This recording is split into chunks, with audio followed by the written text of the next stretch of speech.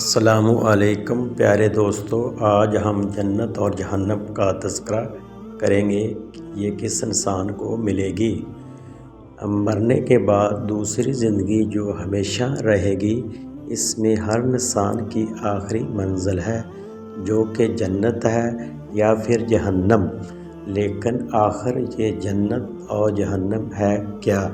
کم و بیش تمام مسلمانوں کے ذہنوں میں اتنا تصور موجود ہے کہ اللہ تعالیٰ ایمان لانے والوں اور نیک عمل کرنے والوں کو آخرت میں انعام و کرام سے نوازیں گے جو کہ جنت کی صورت میں ہوں گے۔ یہاں وہ عیش و آرام کی زندگی بسر کریں گے اور سکون کی زندگی بسر کریں گے، جبکہ ایمان نہ لانے والوں اور برے اعمال کرنے والوں کو آخرت میں اللہ تعالیٰ مختلف قسم کے عذاب دیں گے جو کہ دوزخ کی صورت میں ہوگا۔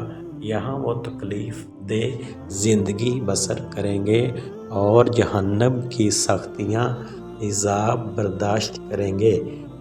اللہ تعالیٰ ہم سب کو عمل کرنے کی توفیق عطا فرمائے، ہم سب کو جنت میں اعلیٰ مقام عطا فرمائے، آمین۔